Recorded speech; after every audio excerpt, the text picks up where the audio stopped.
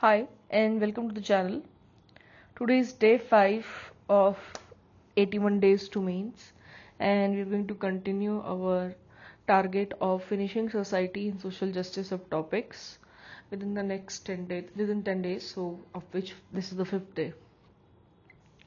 Now I've already had a discussion with you about how to read and revise. Yesterday we also discussed how pyqs should be practiced or at least approached. Today's session is going to be brief in the sense I'm going to discuss not the target but rather how you're managing.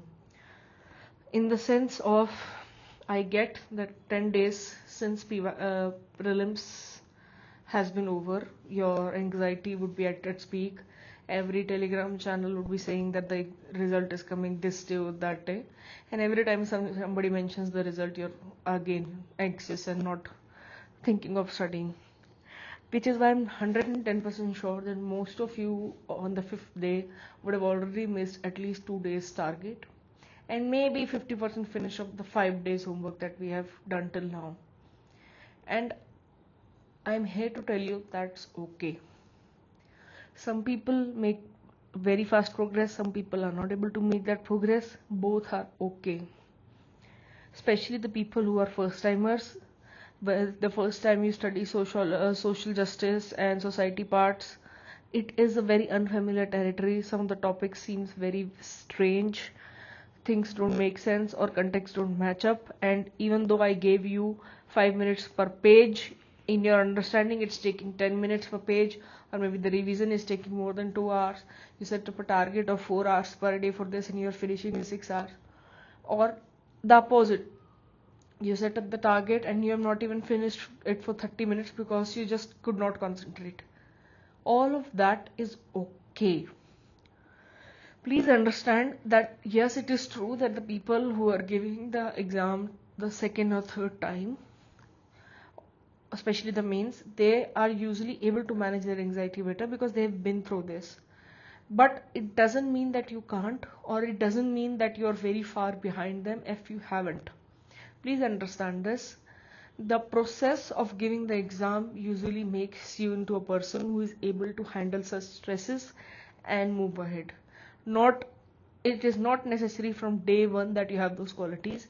It is also not necessary that you have those qualities even after 6 attempts. This exam is about managing your anxieties first and foremost. Winning over your demons. When I say demons, I don't mean little ones. I just mean in the sense of, could be that you're very insecure about some part of the syllabus or some topics, or you're very unsure on how to approach things, or are overthinking. It could be anything. It's about balancing things.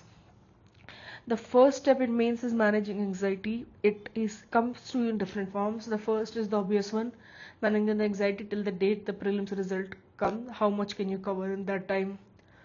My advice in that aspect would be, even if you are going slowly, make progress, so that if you make into the list, and even if you don't, you can then increase your speed and match it up to others. Secondly, the way anxiety manifests, first, as we said, was about the result part.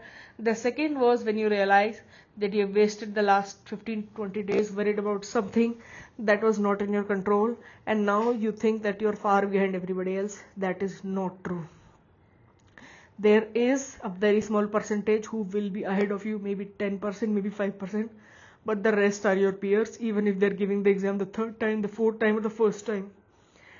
That means you are not as far behind as you think, and you can still catch up.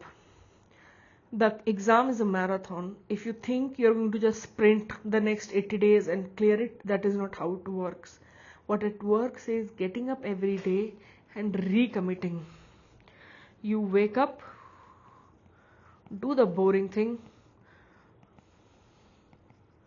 do the thing that is giving you anxiety, try to win it as much as you can, sleep, and do it again. That's it. If you have, so in this respect, I will give you a tip that actually worked for me.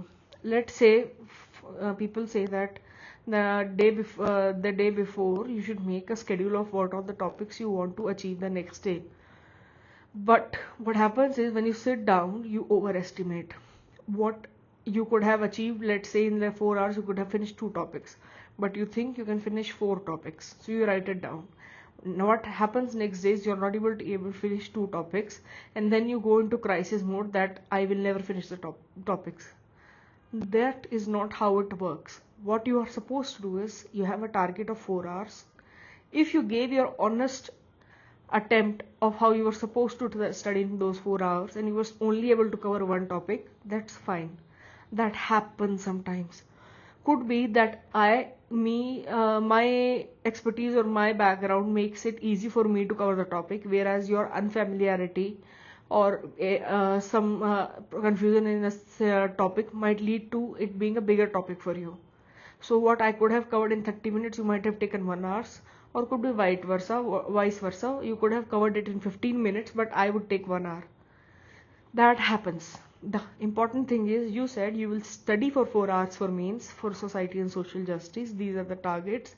And you studied honestly in those 4 hours.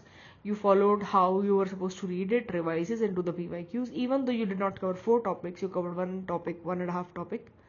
The 4 hours were fully utilized. That's it.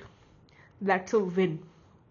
Sometimes it might happen you are tired or you are completely not able to concentrate and you're not able to give the 4 hours. That's also fine, as long as it's not an everyday occurrence. There will be days which are low, there will be days which are high. There will be days where you are studying for more than 10 hours. There will be days where you're not even able to study for 2 hours. That happens. What is important is you balance those. It should not be that for the next 7 days you're not able to study at all or barely study. Yes, it could happen for 1 or 2 days you're not able to study. We will try and deal more with these aspects every couple of days so that you get an assurance that you're not far behind. But for today, I think I have given you a bit of an explanation of this. Is not something you're experiencing alone. Everyone who has given this exam has been in your boat. They have been the toppers also, they have been the failures also. What matters is this exam is managing your anxiety. That is the most important thing, because in the paper also, learning and how to win over this anxiety will be the factor that will ensure your success, not just your knowledge. A lot of people have knowledge equivalent or more than you. Not everybody has the ability to master their anxieties and their self. That is where you need to focus. Thank you for watching.